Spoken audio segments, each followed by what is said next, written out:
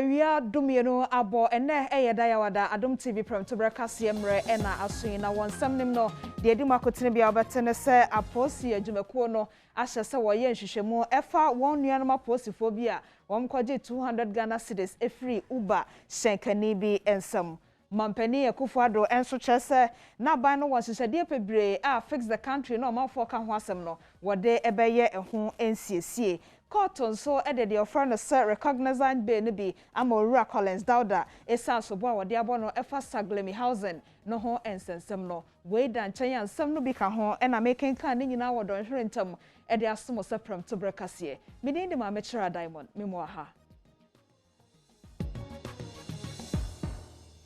Omayimu posi adwumakuo na hwehwemu ase efa sobo a wode abo aposifo binom se wo mokwaje 200 Ghana cedis efree uba shenkane bi ho na sa aposifo ye hyen na ekura won a wode kwaye sa bone no enne na ne number eye GP 5040 enti aposifo ahye sasem no mu enhwehwemu ase a wo kire se wonipa wo yi wa asotire no obekoso ne na ye hwehwemu no nanya de a wo beyi no nso ama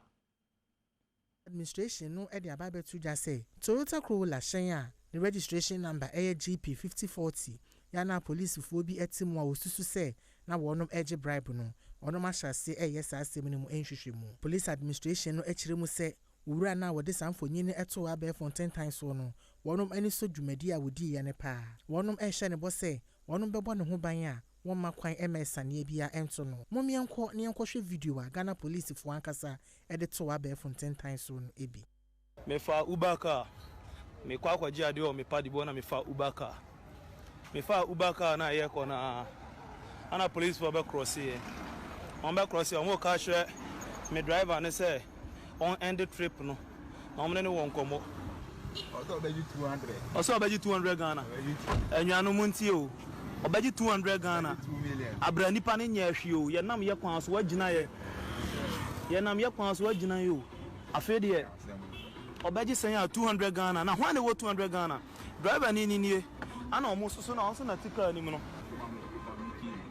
amia end trip ne kwa on fa license ne ma no na fa kwa yi no o se fa oki ni bransa e bia no wadwane wa hwe on fa license ne ma no na emom no on fa ni kim ne bransa na wode na yi ama ne license ama na ma ndi akwa ko yiska ba ati ase hwe waje on e ko no na nim gu ase o se ba bi o mu gina no na nya transaction bi anye o se wanya transaction anye nti o se de dinachi na monko ba bi a mobile money wo hwe wakwa ko gina opposite where mobile money is chale eya me ngina me no se na bi a metimi atwa no why hwe abrantie no na yakwa kwa jiska no kwa ko peska number police ni ede ato o shenkani a no wo video ni mu anase obi biara a wonim bibi ede fa sa video yi hu se wonom enfre 0244 236266 anase 18555 anaso se 191 ana afi so kra no ubetimi so ama wonom WhatsApp message ewo police number ewo 0206639121 so na asem a wonim ede fa sa amfonyene ni hu no wo de aba beto wonom ani 200 Ghana na hwan ne wo 200 Ghana driver ni ana omo so na onso na tika ni mu no amia end trip ne kwa on fa license ne ma no na fa kwa yi no o se fa oki ni bransa e bia no wadwane Rakisi ejaben enene mampani ambano esai se wono no be special prosecutor na afa wo man no kwadu ne ho asotwe nyina no wahya asia ye adwuma de aso oman no ntia. Having been called to the Ghana bar in October 2003, holding a Bachelor of Laws LLB degree from the University of Ghana and Master of Laws degrees from Dalhousie University and Cornell Law School, having acted as a criminal law lecturer at the Faculty of Law, University of Ghana, Lagos, and also engaged in private law practice, it is clear that Mr. Kasee Ajaben is eminently qualified to occupy the office of Special Prosecutor. He has the capacity, the experience, the requisite values, and intellectual strength to succeed in this vital position. I urge the new Special Prosecutor to bear in mind at all times that the office carries an extraordinary responsibility to fight corruption independently and impartially. The special prosecutor, as the Act states in its preamble, shall, quote, have full authority and control over the investigation, initiation, and conduct of proceedings of alleged or suspected corruption and corruption-related offenses involving public officers and politically exposed persons in the performance of their functions, as well as persons in the private sector involved in the commission of alleged or suspected corruption and corruption-related offenses, unquote. The remit of the office, as you can see, is broad and challenging. I want to assure Mr. Kasee Ajabing, like I did his predecessor, that not only will the executive, including the Attorney General, respect scrupulously the independence of his office, but also will provide him with whatever assistance is required to enable him discharge his high duties effectively in the interest of the Ghanaian people. Indeed,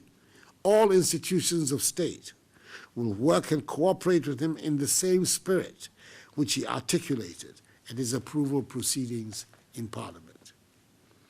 Very much aware that the activities of the Office of Special Prosecutor, no matter how vigorous, cannot provide the entire panacea to the problem of corruption. It must be supported by other institutions and the cooperation of all. Government will continue to give stronger budgetary assistance to the other constitutionally mandated institutions that hold government accountable and help fight corruption.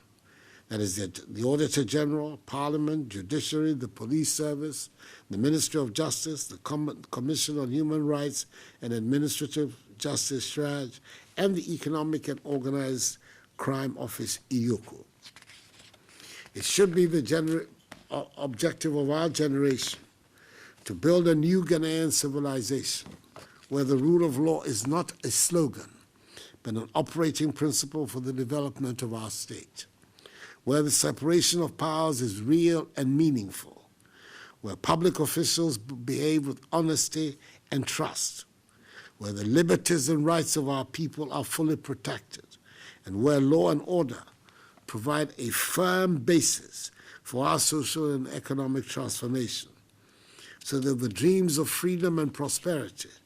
that animated the great patriots who founded our nation can find expression in our time. Congratulations once again are very much in order, Mr. Kasee Ajabing, and I wish you Godspeed in the discharge of your duties.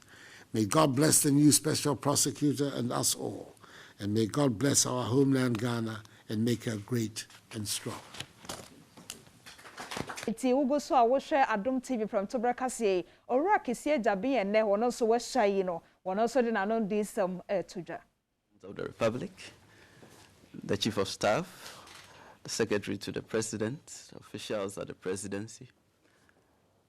my mate and friend, the Honorable Attorney General and Minister of Justice, Nananom, MP for Impraiso, and all invited guests here. Mr. President, I deem it a great honor that I have been given this opportunity to serve my nation in this high office. And I express my gratitude for the confidence you have reposed in me. Mr. President, we are confronted by two pandemics. One is a health crisis, and its outlook is very macabre. The other is not a health crisis, but it is also a pandemic, which is corruption itself and corruption-related activities. The zeal with which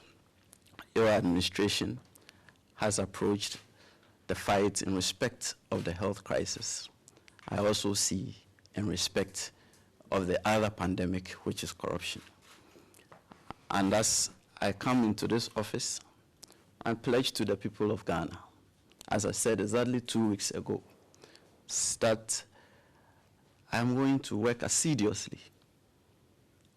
with deliberation to suppress and repress corruption. I said 2 weeks ago at Parliament that I will not be naive to assume that I am coming to stop corruption. It is innate in humans. But as much as possible, my office is going to drive it down and repress it to its barest minimum. When my name was mentioned as the nominee for this position, much was said about my nomination. Nothing was said about nothing negative was said about my competence. Everything had to do with my youthfulness, my age. But if that is so, Mr. President, I can only express the thanks of the youth of this nation that you have given youthful persons the opportunity to serve, just as my friend and mate, the Honorable Attorney General Minister for Justice. And the youth of this nation should feel proud that they have their own represented in such high offices. This is our time, the youth of this nation, to carry on up the development of our nation. Mr. President, I thank you very much. I express my profound gratitude. And if you don't mind, if I may acknowledge the presence of a few people. Right. And to my immediate right is the Maria Hine of KODWO, the KODWO state. That's Nana Bafo Yabua Eswama. After him is the Inti Owura Kasee ejaben ena ono so nensa eka na body a wesaya wode ehwo ni so ene na ase ema pani no baby a wobote adwumade ne koso no de won so de beka mu bia no so Adom Kasee e de besmo yemfie no so na fa yenko court keme KODWO abrampa e wo ho Owura Collins Dauda ne Saglemi House ne ho nsam ne so wate dada nemom ene court no court sedei keme mpacha wotemenka ma hai Mejodo Diamond. Meda sisa wajeme so nti court sedei. Diamond today amazing kanaka no Owura Collins Dauda, former Works and Housing Minister. Na bedo na washa Sagrame Housing Project accident or they will see 5,000 housing units. Was it my Ghana? Sika now we $200 million. Now ono na Ghana abanze Owura Collins Dauda kujina court there. Ejuma was a shanensa nesika unye de onfenzi the midjuma no. No was the G into 52 charges in was the ball Owura Collins Dauda and in there Owura Collins Dauda bar high court na working Canada 52 charges na was a state in Zaboni na what can na Coco was a chair who be say Owura Collins Dauda there that means semi in a Ghana or the Atwodo before another in Zufo no Owura Collins Dauda ma court to was there was Aboni na no so there was before no no could be Ozifo asama was out to know the university OPD not guilty. Inti ono na was out to Ghana say yes a lawyer here who did consider the name or sorry the man so now among Ghana as a Minister of Justice and Attorney General Godfrey Yabu Adami onankasa na ozi among Ghana enyim. Nti what is some necessary do wakwa by kinkani na chira no na afizi wa ode washana the Obama bill another one money bill nti ono na judge is to go there Owura Collins Dauda akoye mbashe be going to one man chef recognizance bill ono angasa odno ho ba ba kire de bia there ami Collins Dauda ami you me ko be bia nti wan fasika bia anya den antonodo na asam onna nije mu nye Owura Collins Dauda nkote na wade da me asami sombui waze bon ono na nkofo enu bia waka ho na wade da me sombui waze bon ho nti se nde eba court za court za mangana za to Owura Collins Dauda no do ye misapplication of public fund there sika was a man ne juma ode odidi no wan fe esika no indi da me juma no pepepe dem na ote nti ye wie no na ye Owura Godfrey da mizi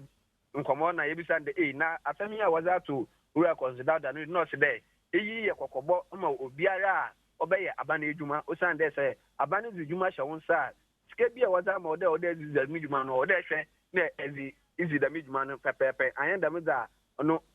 from brand yima o de ko na ekoko yi ho ano nti yen no no ka se yue no Diamond me betuma ka esi no pig there nde se ehwe minority in parliament me kire embrase begwafo a wo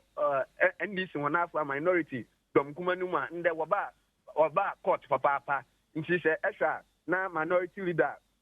tari na Idris ono no ozi wona yim dem aso na minority chief whip me kire Mutaka Mubarak ono so kan ho na won MP binum a wakan wa yesterday abubu wonzi na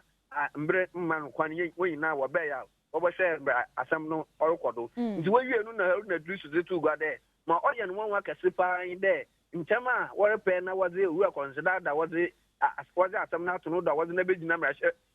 court enyimzi ojo no nkra on chase o sande se ehwe legal calendar ni ma court na nkasa no wo vacation nti on chase de court wo vacation na asema we consider that year former minister of works and housing what the man be 5 years ni na wore pro one there opede was papa regional na wobon obunu kufo another we di assembly tie nti chenchina court wo legal vacation no wa ma wa begina assembly bia ne de odo no kwa on chart no okwa ho no nsam na wakenka ni na ohu de bia enyim obotum egina mbra na enyim nti se wo hye assembly na nkasa na ase a obohu de the 52 charges na was abo we consider the ni na njiradu bia nti ono ohwe yim de obehye asenzi na nkasa na ase nti da mo ni na chiru na what court 2 assembly share that de October bosumu na ewie obesa na Africa case no na wa hweza orekodo wa ho jo KMA yada sente boya ne ate we ase kakra yemfa ne seko parliament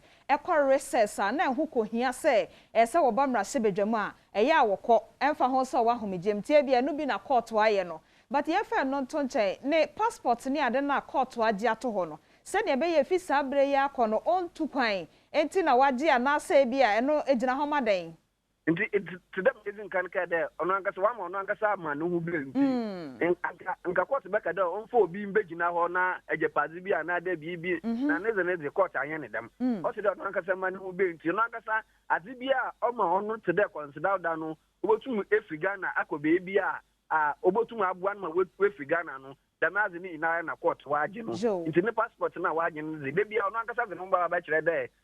emi consider da mi yi omu nko be bia nti waje passport na onu babu ama akwantu bia oda na enyim opede okọ no ontum nko so obokọ kra age da oba court wo ma court man permission and sign obotum akwa wakọ da na asin oti KODWO MENSAH ABOROAMPA meni ahwefo da se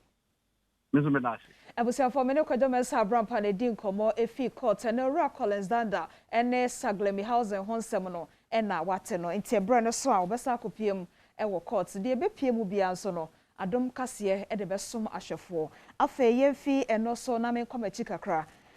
Ghana mampani na adedanko Akufo-Addo ena eka hanrehemu nsem de a kire Ghana fo se obia ma ne bonto ne yam enura ya wote won hugu monte so kwaye ye kire se fix the country fi se niema bi wo man ni mu a ehia se wo be fix ye no won ma won bonto won yam fi se won hyehyede bebre egu akwan ma ebeboa ama bibi obi apase wo fix no man mu no wo be fix pepepe.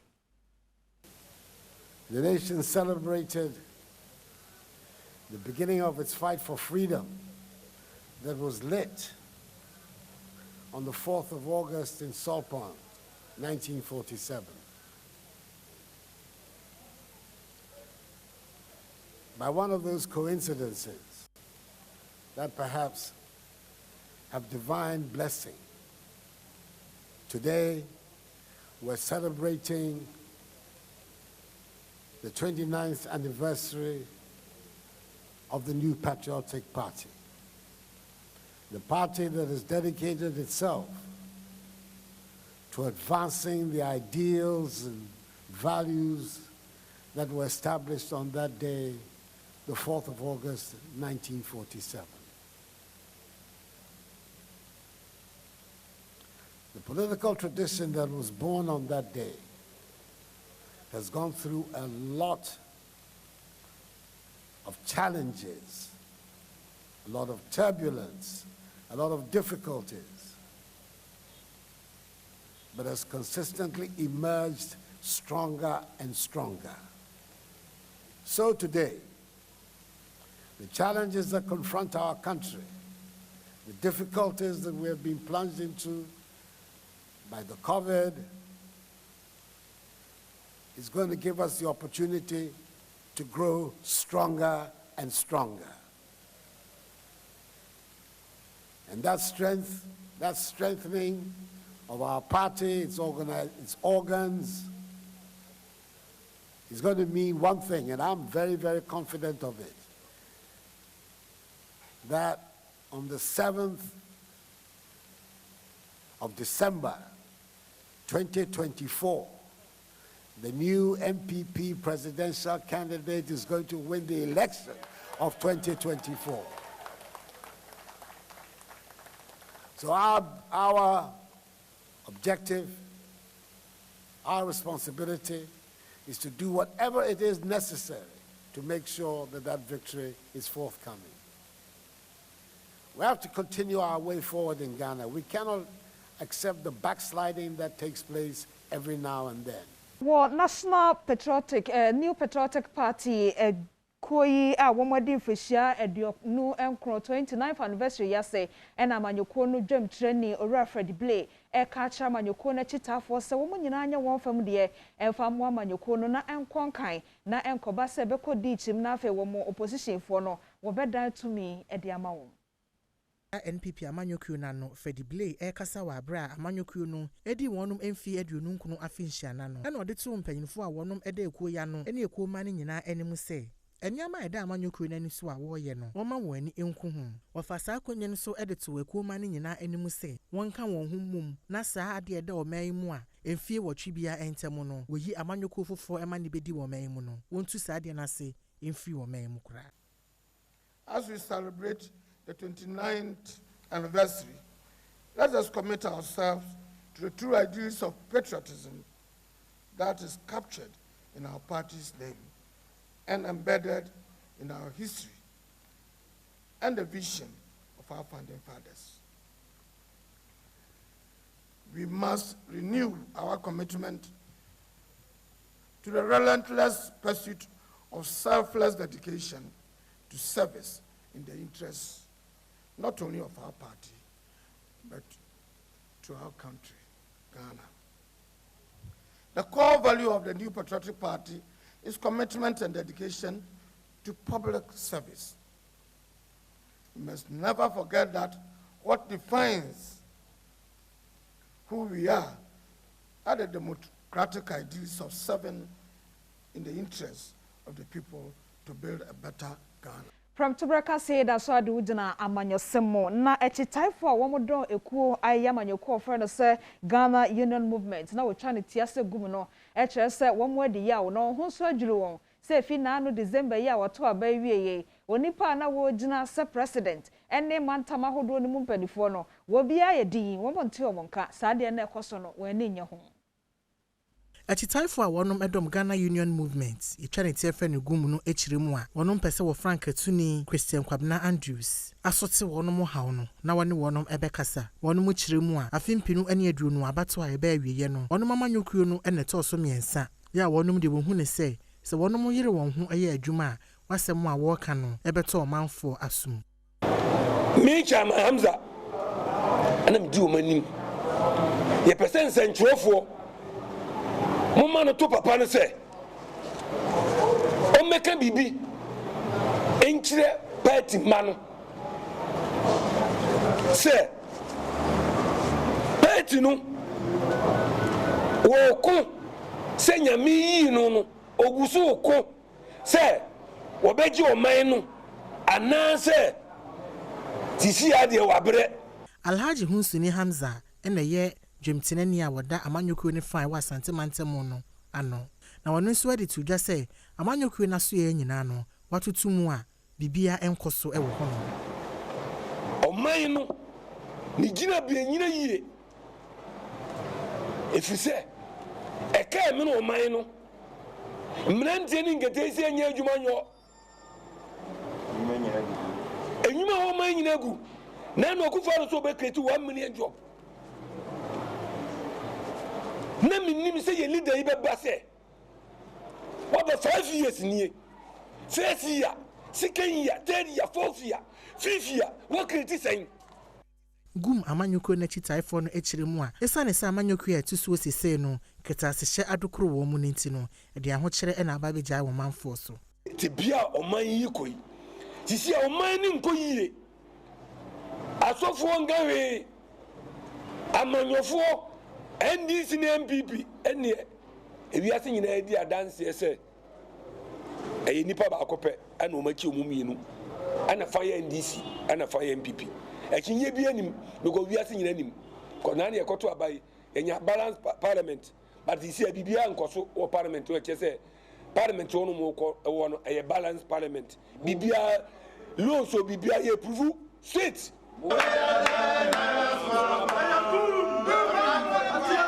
afeyemfi amanyosemo ne afe ni nkyere apomodemo sama fa COVID-19 yade ne ho enti se wo hwe epono no so ana chese sese no COVID-19 wo my Ghana mu no active cases wo mu a enya bie na kase wo mu no eye empemonsia ahanso ediosiansia na chese 6766 eno ne active cases no wo mo so wagye atomo ankasa sese yade wo mu anya bi no eye empem oha ne insia ahanan eduasa enan 106,434 and also ehwasem eni ena de ye foforo kra ye new cases afei ena wo mo anya no and also etrese eye ahasa ediowatwe baako 381 and no any new cases no wo mo so ayade yi nti wafem ahwere wo mo nkwa no edodo no eye ahanwotwe edionum enan 854 a chese okeka ne nyina abomu ankontabuo ye wo ha no eye empem ediokron wotwe ahawotwe ene dunan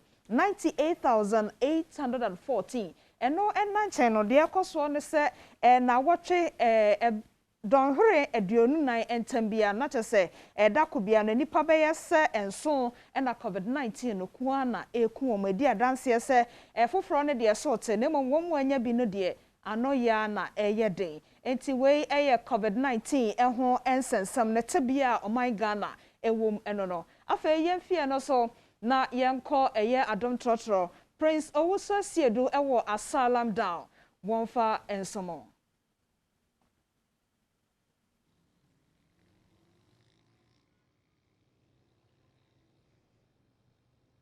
Yo, Adom TROTRO and na the free eye Asalam Down. Baby I'm gine eye traffic light ebe eye CPP womo national office. Na yebedu ane hu se amanfo bi edi emrane so wona oni twimoto ebi mususu enni emrane so yebedu ana nkrofo bebre na aka se adomfo no aba bepie mu wa ha o hwe omo na oma ba no nti yenye du ha na ebi mu aye careful sisi a won se light no na aso e wa ha ebi mu koi ahanso so aso anka omo konka meni omo eba ba twetwe nkomo mi hu se mebedu ha na omo di mra so no omo gina ha chese kanea ne soe no omo move na bi mu de na omo du ha na omo move enti yegusu a ye twegum de mamu Asalam Down traffic light ewa ha CPP national office ni nchemu ha traffic light ewa ha no ana mu hui ye hwese amotofo na twetwemu no omo edi mra so a kanea no aso ewo me nchemu ha ma me hwe motoni ba ko ewa ha wagina ya mo akwa ba de ba Adom TV so yeah mejo so so say can you aso wagina because red aso as messagina red aso messagina chese wagina magina ya na ka ma wagina oh say I am say traffic light on I saw red there I was say wagina because sometimes I know so I can hold between police on say hana first lane or ya wako room so hu ya me hu ya kasa to aso oh esuno obi ane no suban because ye nyina ye ntimi nye peda eye dan a ebi be follow ebi nso follow on say hu na ko ya so ona ko no nti we nyina okọ we twem ko ene na me kan esuno obi ane no suban so ebi be follow ebi follow by me the anytime be a red light na be so bia no I make sure I follow the instruction and the rule of this country. Oh, we say light na asons we omunna na ekon we. Kani ani na da my friend come here we o he nechi make we o he nechi. Etemi da sentemi to aso. Ma me ni we mu ni nkomo. Light na aso me hu se wagina. Unuan mo hu se o manyina o matwemu ko. But enye but sisi ade ye my but unse se ye gina pe na police wa DH na o mo to ye kinu. Entina sometimes ye pese ye be gina no. Na see ye gina police bi ama ha obetu kinti entina wo dwane akọ. Ebia this side here police near around here. Entina ya gina no. So say ha me ba police near unuanum bi na twem no. Moto be ba ko 4 5 o mo twem. Ebia omu pentem ana omu pentem dey fine. So sisi ade say gina pen police achi. All right, now say can you no aso. Sometimes the police people they need to wear uniform. you just where improper way is stand the traffic light. So when you come and stop like this, you can see say you can't take your key. That's why sometimes we don't stop. So all right, now there's a Kanye na so no gina into no akire na adwen. Aha a salam down traffic light ba ko a ewa ha. Wo moto we na wakọ park wo ho no. Ana we si abai. Me hu se wo Kanye ne so ye no. Ye ni nkomo bra ni say na ase aha no. Dua na simenim. De enti na wo gina. Yeah, the anti am gina no. Me hu se na wo ne me nua no e kasa. Na ye kwan a ye pe kwan bebre na ye ni mu bedi nkomo na mo hu de anti problem a ye nso ye femu e wo ye moto adwuma we a ye problem a ye femu e bi ni se ye nua no mo police fo yi kwan o mo de ye na am so sese no ye bunju so se police ni e chew na se wo document bibiti say obisa o license no obisa o road work no obisa o insurance now the name na kire no a na opekwan foforo a obefa so agiu sika a eye 100 Ghana. Okay, you see e kam moto a mo dey do traffic light a esese mu gina na mu nyina no eno ho asem ne ye ka wo gina ye gina na why no ompe ne nkwa why no obehu say car atwemu a odi ne nkwa won say wo so gina wo nyanu mo na e ko no hwe won say o mo nyina o mo ye say 4 1 2 3 4 hwe o mo nyina o kra me hwe wa on pese o gina me hwe wa se ne wa ho keke ti on pese o gina oh minchem chede minchem because say police for ne have it minchem oh minchem ya kase Adom TV phone yo ya kase red aso as message na red aso me kase red aso as message na red aso message no me kase red aso as message na red aso message na it message na na chese ensese wo hu se red aso ensese o ye den very good na chese Kanye na aso no aha asalam down traffic light wa hana ye de ebremu enedei campaign a ya fa to ye ho so Adom TV red aso campaign no ane ye twogum e de bremu fi asalam down ye hwe ye nuanom a woni kita amoto a wo mu du traffic light a wo mu enyina no ye ntame we hwe na otwom no hwe Kanye no enso ko hwe wo se camera ne dan so a okoi e kamini ni ko interview akase wo gina ho ya de o we nya otwe honhom okọ ye nhwe we nso a se onu so be gina we gina kakran hwe so be twoma amini ni nkomo me hwe wa ho keke ase opentem atwom light na so lebi o me pentem pese me park car ni mo no se na traffic ni so green na metima de eko be me nchu Adom TV phone ye kase red aso as message na red aso se me do ele me gina me cross traffic me se me cross a car na ba na wetima abo me so unua no otwoma ba o car no woni chi so no di kanja car no na so ya se ono ne de ayajima na ye nto obia ne na agent o de na agenda very good red aso message na red ne so a yesi gina mu nyina no eye oh masa o so moto djuma ye no ye ba ku na etwemu yo mu different ya mu ya da bia ye come out and there sa moto de so gina moto ya betre wanya betre ma ye machine anytime bia batma ye problem say udi ka ti kura hwe ka na okọ no obi obabra to mo it's red ne so na otwemu a ye nya ode ye say chu en fon kokot say de be ye na ye on na sa me sa de biu en say mboa e so gina de be si bia la to na ye so for bi kura ne pan di pressure on pe amanu sifom so banya wasundie ene ka che moto phone na say ye chioma ye mfo ye de on be den mfo kokot nti omunya den omunya abotremma omunya abotra unuanu mu bi na eba na ma me nko na me ne omu eni nkomo hwe so omunya abotre ye say ye chioma ye mfo omu kokot ye ka say red aso as message na Adom TV ni red aso o message na good no ade na ehye nanim ntinu me ka red aso as message na red aso Kanye na so aha eye asalam down Adom TROTRO aha ene edi free a ye de ebrem no ye be ko bebia nti bebia wo bia no ye ready hu say ye du ho a wadwene eni su say Adom TV fo aba ho ye du ho a na chese ye twagum wo a ultimoto so a wan twen enyina ready so a na twemu no yɛde wobɛba TV so bia bɛhu number kora de bɛto dwa ama obi ehu sɛ dwumadi a wodi ni a wonfa emra no enye dwuma. Prince Owusu Esiedo enede red asoma sajinafi asalam down ede ebre wono ntimi gina we so na maton krankra to no akidi aka okase anim so mekenkan ede ama. Abusia medase ene wumre sa wo hwa Adom TV Premotobre Kasee afemi to ansam na so yenkok pandai a no ewo oti mantam na district police commander wo pandai ene DSP Richard Odate ena wode kokobo ama enipa bi a wo mote blajai a eno eye potem anase kura wo honom se wo munyina enche wo hu fi kwabone a wonam so a wode ekoyi ensio sa asemi eye futusem enopani edemawo. Pandai Mensini Police Commander DSP Richard Odate ekobo nto ewo Mensini ni mu ya ofasa akwanya no sonso ede ne ho kire nananom ene mpanyinfo a wonum ewo Mensini ni mu no ena opanyini ya kane bi na wo ye Marine Police Officer no echeche omanfo ati Mensini mu hono mu ni enti ehu hia so ode net papa ebeko eposo akwako yinam wosan so ede kokobo ma omanfo a wonum efa kwan bone so ede yinam ewo nsuo mu ne se wontwe won ho emfiri saa no yene ho yenti a yesi illegal fishing embo bia no se first no ye nim bibia e no illegal fishing no uko nsuo no mu a utimi yinam akese enemre mu yi illegal fishing because enam no eni nsuo no mu bebre die enti a enam no ni nsuo no bebre ni se omo di dynamite eni DDT edi ko gu nsuo mu eyi nam no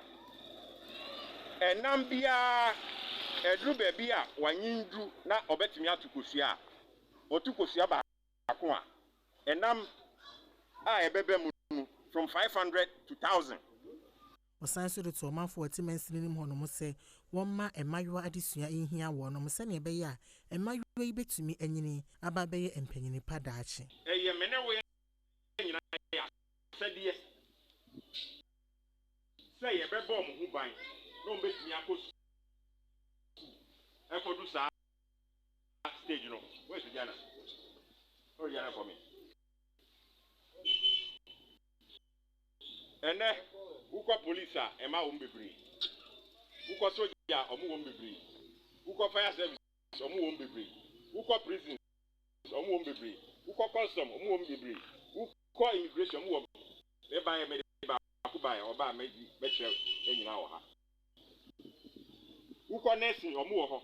uko teaching omo wo ho o metumi du sa pempen so no anya say man because omu ni anu tire bo omu ban e ma omu wie Assemblyman a owo mpotemu honomo Adenacho Augustine enso di tuja se oni omanfo ni nyina ebetai commander ye di se ne ebe ya botaye esi nani so obetu kwan bone a wodi yi nam ewo pumu ase e de afi Pandai Mensini ni mu no obetumi edru o se nama yeyi ewo nsuma ese yemfa neta ese yachiremo afe yemfi Pandai no watifi domantam na yenko doma empotem ho ohini owo enkran kwanta no wodoma West Mensinim ene nana eje echa wakombi a wotosumie no na nana ede afutusem amane manfo se ne titiri wo mo ye nsenkyerofo wo mpotem ho ene nsenkyerofo nyina sese ye na sa wo kyero nsem bia fade asie hu a sade tie no aya aka ne sa pepepe abra enkran kwanta hene nana eje achia wakombi a wotosumienu ekasa wa abra wonum ebi osikani radio wa ne Adom FM eye affiliate ano ewo enkran kwanta no ena ohini ede afutuo emansam trofo nyina se ebi a wode amanebo bi ebetu dwa no omomode aso obeye mu nhwehwemu ehunu se eye nokore ansa na wonum ede atudwa amomanfo nyina atibi nenti a wo kire mu sa ene se empempi no Santrofo weden sam to dwana se wonu enyi mu hwehwemu a ebi wo hono moya na enye nokore ya ebewi akire no na ede edimbone ababejai ankorankore anase adwumaku a wode wonom ehun sam atu dwa no ade ha adwen ade semman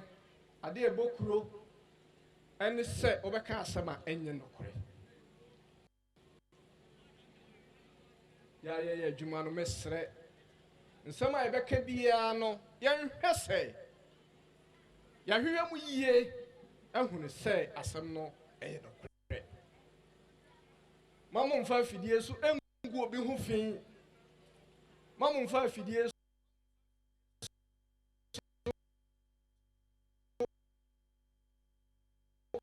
ɛnka kasa ɛde ntɔkwasɛm ɛma yɛsomdwie a yɛwɔ nkrangwantaa ne Ghana ha ɛho bɛto kyima ne ɛwo ka no hunu sɛ ɛbɛboa sɛ mo dwumadie mu no momfa nɔkore ma obiara mɛma bribe sɛ woka asɛm a ɛnyɛ nɔkore ato obi so. Seven MENSAH ya okɔtena adwum ɛhwɛ ma adwumadie no ɛkɔ so sɛ deɛ sɛ no nso ɛde afutuo ma da obo adwuma ahodoɔ wura nom sɛ ɔmɔmɔden ase wɔnom ɛyɛ adwuma no wobetua wɔnom ka yie sɛnea ɛbɛyɛ a ɛbɛma wɔnom nso afiri ɔpɛpɛ mu ɛde ayɛ adwuma no. Deɛ ehunu sɛ ayɛ nnuanom a aya ɔmo yɛ adwuma already station no bebree no ɔmo akatua ɔmo tua ɔmo no ana no ɔhye sɛ ana ɛnyɛ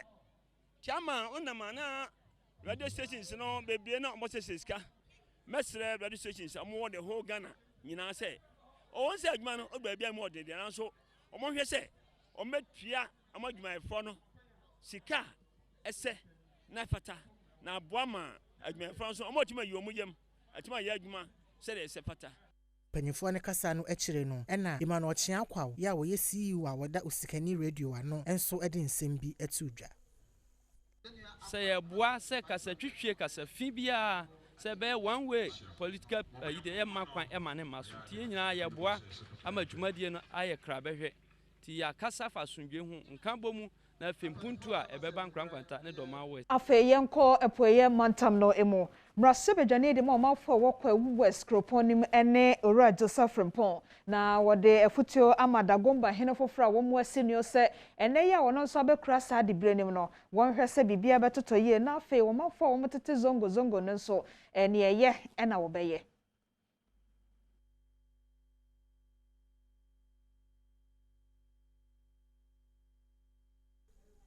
Abra wɔde Dagomba hene Dagambe na Mohammed Kamaldeen esi adeɛ so ɛwɔ nkɔkɔ no ɛna mrasebedwane a wogyina ma wɔn mu a wɔn nkɔkɔ abato mpɛso so Joseph Frimpong ɛde afutuo ɛma owura yi sɛ wɔnhwɛ anamɔn a ɔhene a no wɔ hɔ no mu ansa na wɔn ɛba beti nadeɛ yi etu yɛ so na wɔn tietia nanamɔn mu owura yi ɛsan so de afutuo ma wɔhene sɛ wɔnhwɛ ma asomdwie ɛntena muslimifoɔ ɛne ɛsoma foforo aka ɛwɔ nkɔkɔ ne titiru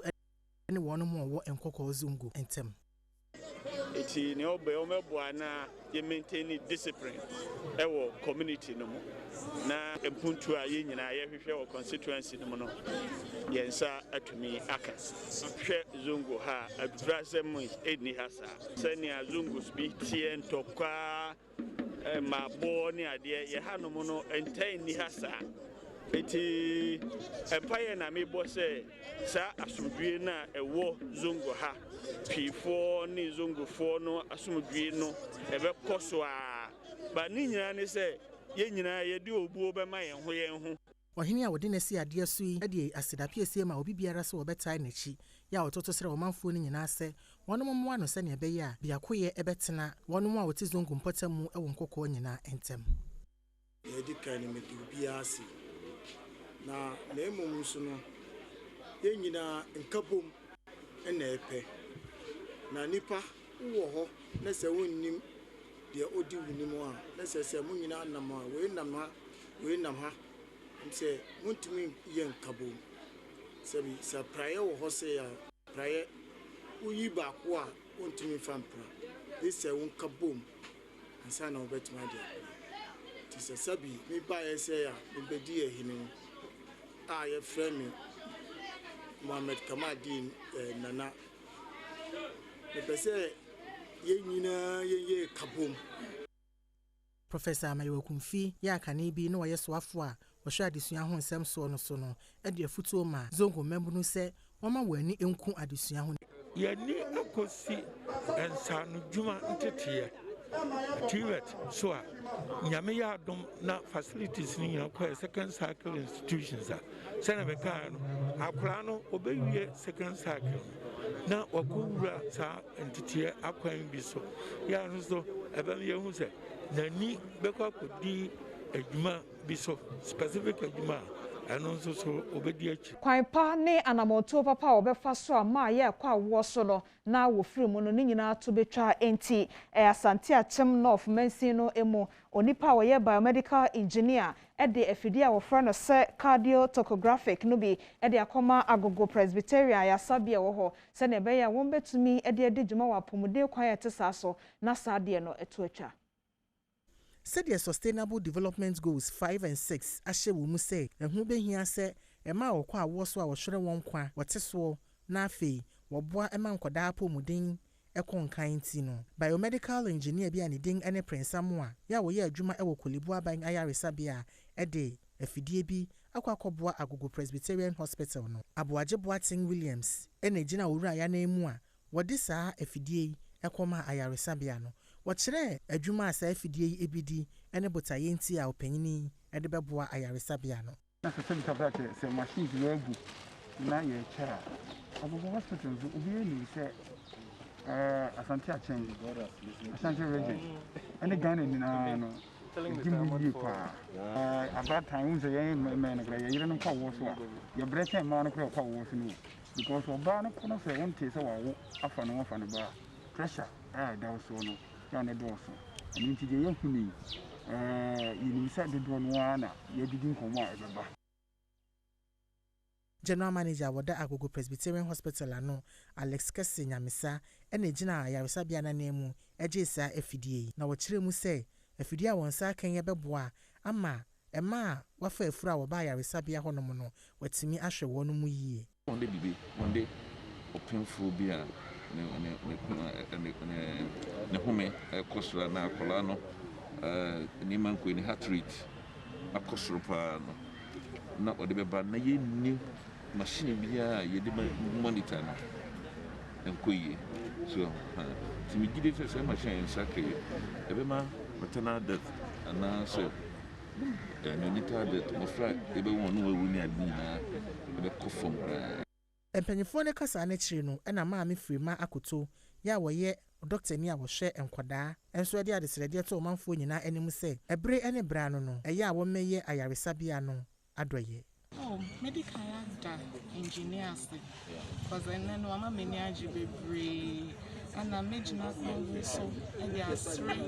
on man I'm not from some kakra and other politicians listen I made you anyway say now so mpaje ebebo before and so be biara otm nyamen kama kuma e be some ba say we need that bulk sam but to me afre from now for we the kakreba na mo de one na mo ga bibi ama High Court I war adentan akwa setena amatemuafo atena adwam a wono ene Justice Fred Kasee wua abo asem a enipa wo fra won say Empire Builders Limited ede koda wono egu na asafo na nka de wo hwehwe ne say court no ebeje real estate nsase bi ede ama wona so court kwa setena no ohwehwe mu no sasem no wabo egu. Nanu fiada ena court no ebu aten efa Boteman asase ho nsensem a eda Empire Builders ene Top Kings fontem ya obu ase ne ya Empire Builders no eda nedie no na etia court no nhyehyɛ ya na wonom eye no so court no kire mu se asem a Empire Builders for ede ba bedan wonom no na High Court of Appeal ene Supreme Court nyina atena so ebu adada eno ene nam so Justice ewu editu da se sasa ho manso twen a ekoso no ehu behia se eto ebetwa esan se wono matwesa manso no beburu mfie aduonu nie ewo court hono mo. Daniel Taibo Kete eye director ewo Top Kings wani amani boni etwetwe nkomo ye court na ye to court no traffic court free Accra eba nwa because of traconing we oye enti ho no eye High Court na di sukuni last time na ye na di sa fast track court no start here Justice Broby ono na odi asam no ena edi nkuni wo efro no di call appeal court ono so ye di nkuni wo osan time edi call Supreme Court eteki ebas an eteki over 12 years ayen to me nyejuma ma sika ye wo ye di shejuma na ye boka 12 years ayen nyejuma asase ni ya asase but 12 years ye to me nyejuma a court nkwana odi eko Enya se afe na ababesi. Eye continue land. Ya sibidada. Eye King's Cottage. Kwaku Boateng supervisor Emma Top Kings. Ono so di to just say atemu akoto no e de ababetu dwa no ama wo ho esane wo no. Tazakuna kachre mra ye shasi mansina so kachre se ono be twuma so sa 23 years. Avanyampa ya twuma so 23 years. Ya min chade ya wini case no. Wasade ye ko appeal court ya say first track court e ba so yen ye has your first. The colonel said you go school no. Na ya min chade ya kakra 23 years ni wini case no. Na no ara sa ko sama ya say wini case no. Yadi adwuma no ha de ye adwuma no na mom ye hwese obi timi free teri etimi baba brugana ni this year agina asase anya ne dia wotimi agya akanta so saa 23 years ni am ye di hia enkrato adroso Mr. Ocheme de aka wo mu no eno achi mesa de asomo de akoso e wo South Sudan ye no so na meja de Premotobre Kasee na da wia ya wada me de besomo no nyina AC afei me so say fire for fire adwumade no ene diswa eba wakwem cobblestone ena ede ebro Kasee ho adwumayefo me do bibia se won so a wo hwe ye se Facebook na so TV so me da won so ase me de ma me kira Diamond me wa ha